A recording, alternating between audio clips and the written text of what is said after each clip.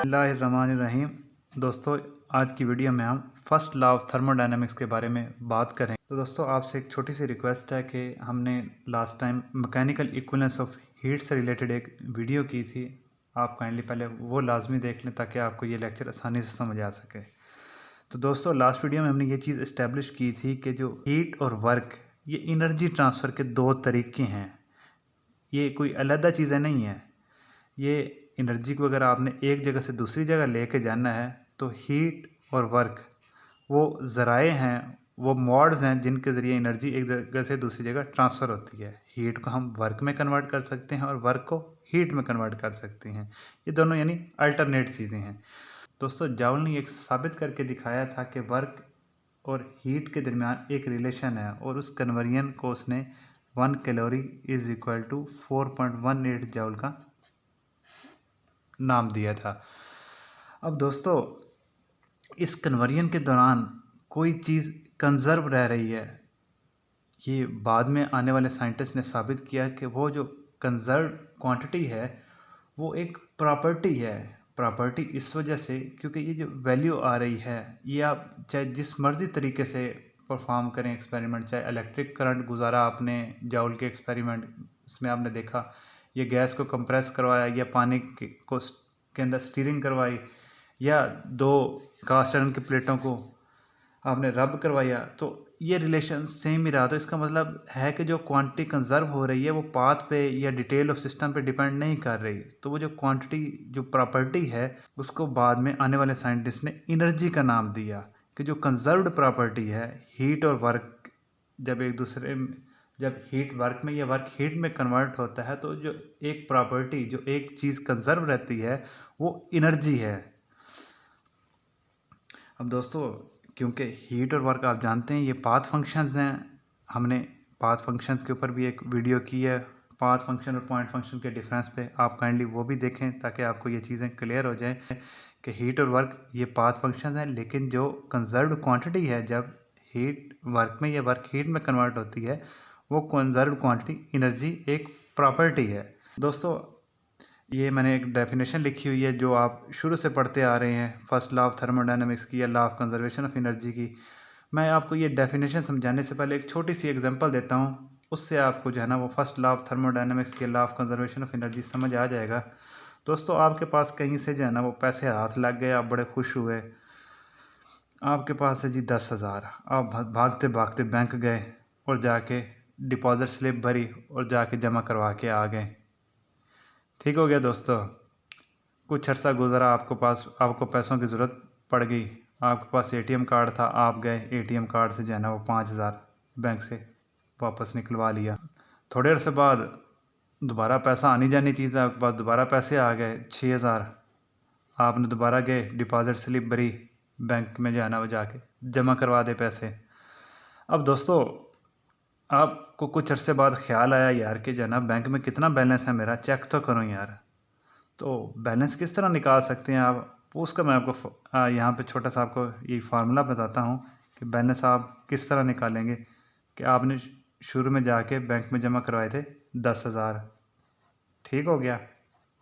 उसके बाद कुछ अरसे जब बाद दोबारा आपने जमा करवाए जितने 6,000, और दरमियान में जब आपको पैसों की ज़रूरत पड़ी थी तो आपने कितने निकलवाए थे 5,000, ठीक हो गया दोस्तों। तो यानी 16,000 आपने टोटल जमा करवाया और 5,000 आपने निकलवाया, तो आपका बैलेंस कितना होगा 11,000, ठीक हो गया दोस्तों। अब यहाँ से भी देख लो कि टोटल आपके पास शुरू में आपने 10,000 जमा करवाया, फिर जाके 6,000 बैंक में जमा करवाया और निकलवाया कितना है 5,000, तो आपका 11,000 बैलेंस है। मुझे करो। अब दोस्तों, इस सिस्टम में आप बैंक के साथ दो तरीक़ों से इंटरेक्ट कर रहे हो। एक डिपॉजिट स्लिप है जिसके ऊपर आप लिखते हो कि मैं इतने पैसे जमा करवा रहा हूँ, और दूसरा आपके पास एटीएम कार्ड है, डेबिट कार्ड है, वहाँ से जाके आपके एटीएम मशीन से पैसे निकलवा लेते हो। अब दोस्तों, जो डिपॉजिट स्लिप है इसको मैं अगर हीट का नाम दे दूँ और जो डेबिट कार्ड है इसको मैं वर्क का नाम दे दूँ और बैंक को मैं सिस्टम कह दूँ कि बैंक आपका एक सिस्टम है, तो मैं आपको थर्मोडायनामिक्स की मदद से ये चीज़ समझाने की कोशिश करता हूँ दोस्तों। ये दोस्तों बैंक की बिल्डिंग आ गई जी, ये इसकी बाउंड्री है दोस्तों। इसको आप थर्मोडायनामिक सिस्टम समझ लें। मैं आपको यहीं से फर्स्ट लॉ ऑफ थर्मोडायनामिक्स समझा देता हूँ। ये हमारा सिस्टम है बैंक, इसमें आप पैसे जमा करवा सकते हैं डिपॉजिट स्लिप के थ्रू। इसको आप हीट समझें। और जो निकाल सकते हैं वो किसके थ्रू निकाल सकते हैं? वर्क के थ्रू। डेबिट कार्ड को हम वर्क कह रहे हैं क्योंकि, तो इनका जो बैलेंस होता है यहाँ पर भी यही है। डिपॉजिट स्लिप वाले जो हमने पहले 16,000 जमा करवाया था, इसको मैं हीट क्यू कह देता हूँ। और जो निकलवाया ये वर्क डेबिट कार्ड वाला। अब दोस्तों यहाँ पे आपकी चीज़ कंजर्व क्या रह रही है? कौन सी चीज़ फिक्स रह रही है? गौर करो दोस्तों, आपके पैसे जो हैं वो कंजर्व रह रहे हैं। कि आपके पास 16,000 था, आपने 5,000 निकलवा के कोई मौज मस्ती कर ली, खर्च कर दिया, बाकी आपके पास 11,000 बचा है। तो आपके पास बच क्या रहा है? वो पैसे ही बच रहे हैं। तो पैसे को हम कह सकते हैं कि ये एनर्जी चेंज है। अब ठीक हो गया दोस्तों, यही है फर्स्ट लॉ ऑफ थर्मोडायनामिक्स जो आपकी किताबों में लिखा होता है। बिल्कुल जिस तरह law of conservation of money है कि आपके पैसे, अब यहाँ पे दोस्तों बैंक जो है वो आपको पैसे क्रिएट करके नहीं दे रहा। बैंक पैसे नहीं बना के दे रहा आपको, ना आपके पैसे तबाह कर रहा है। जो आप देते हो और जो निकलवाते हो उसका जो है ना आपको नेट या बैलेंस बना के दे देता है। यही लॉ ऑफ थर्मोडायनामिक्स है दोस्तों कि एनर्जी, अब energy can neither be created nor be destroyed during a process. जिस तरह आप बैंक में गए तो बैंक ने ना आपके पैसे क्रिएट किए ना तबाह किए, उसने बस आपसे लिए और दिए। इसी तरह energy can neither be created nor be destroyed during a process, it can only change forms. ये कभी हीट की शक्ल में आ जाएगी, कभी वर्क की शक्ल में आ जाएगी। जिस तरह आपने बैंक को पैसे दे दिए तो कभी आप उसको डेबिट कार्ड से निकलवा रहे हो और कभी डिपॉजिट स्लिप के थ्रू जमा करवा रहे हो। फर्स्ट लॉ ऑफ थर्मोडायनामिक्स है ये हीट, वर्क और एनर्जी के दरमियान एक रिलेशन है। इससे बड़ी ये कोई चीज़ नहीं है, बड़ी सादा सी चीज़ है, बड़ी आसान सी चीज़ है। और दोस्तों एक और बड़ी ज़रूरी चीज़ कि ये जो लॉ ऑफ थर्मोडायनामिक्स है इसकी बुनियाद रखी थी जेम्स प्रेस्कॉट जाउल ने। उसकी लाइफ को हमने अपनी एक अलग वीडियो में डिस्कस किया, आप वो वीडियो देखें कि जाउल आखिर किस तरह का बंदा था। अब दोस्तों ये जो फर्स्ट लॉ ऑफ थर्मोडायनामिक्स है ये प्योरली एक्सपेरिमेंट्स की बेस के ऊपर है। ये लॉ ऑफ नेचर है, सिर्फ ऑब्जर्वेशंस की बुनियाद के ऊपर किया है। इसकी कोई मैथमेटिकल प्रूफ, कोई इसका जो है ना डेरिवेशन वगैरह नहीं है। ये लॉ ऑफ नेचर है, कुदरत में एग्जिस्ट करता था, बस इंसान ने डिस्कवर किया है इसे। अब दोस्तों मैं आपको फर्स्ट लॉ ऑफ थर्मोडायनामिक्स के कुछ एग्जांपल समझाता हूँ ताकि आपको आइडिया मज़ीद क्लियर हो जाए।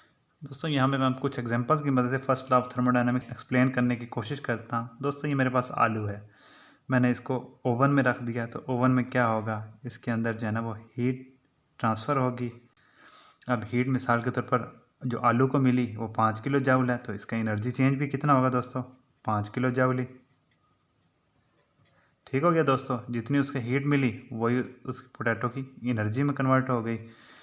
अब इसी तरह दोस्तों यहाँ पे एक बर्तन है, इसको आपने चूल्हे के ऊपर रख दिया तो इसमें हीट इंटर हुई चूल्हे की मदद से। क्यू इन जो है दोस्तों वो ही 12 किलो जाउल, और ढकने से कुछ ना कुछ खारिज होती रही, क्यू आउट 3 किलो जाउल। तो इस बर्तन के अंदर जो पानी है उसको कितनी हीट मिलेगी? जो टोटल इंटर हुई है माइनस जो निकली है 9 किलो जाउल इस सिस्टम की एनर्जी होगी। इसी तरह दोस्तों मेरे पास ये एक और टैंक है जो एडियाबैटिक है, जिसमें ना हीट इंटर हो सकती है ना निकल सकती है। इस सिस्टम के अंदर एक इलेक्ट्रिक वायर इंटर हो रही है तो ये इसके ऊपर इलेक्ट्रिक वर्क करेगी, मिसाल के तौर पर 10 किलो जाउल। अब ये सिस्टम के अंदर से ना हीट निकल सकती है ना दाखिल हो सकती है, तो इसके अंदर जो वर्क इंटर हो रहा है वो टोटली इस सिस्टम की एनर्जी में चेंज हो जाएगा। यानी सिस्टम की एनर्जी चेंज जो होगा वो होगा 10 किलो जाउल। अब दोस्तों इन एग्जांपल्स की मदद से आप देख सकते हैं कि एनर्जी एक फार्म से दूसरी फार्म में कन्वर्ट हो रही है, लेकिन वो कंजर्व रह रही है, उसकी वैल्यू कांस्टेंट ही है।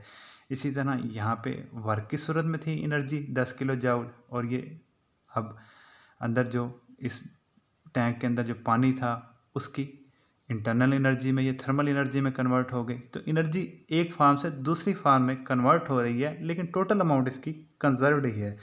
इसी तरह मेरे पास ये एक उसी टैंक में जो एडियाबैटिक है इसमें ना हीट इंटर हो सकती है ना निकल सकती है।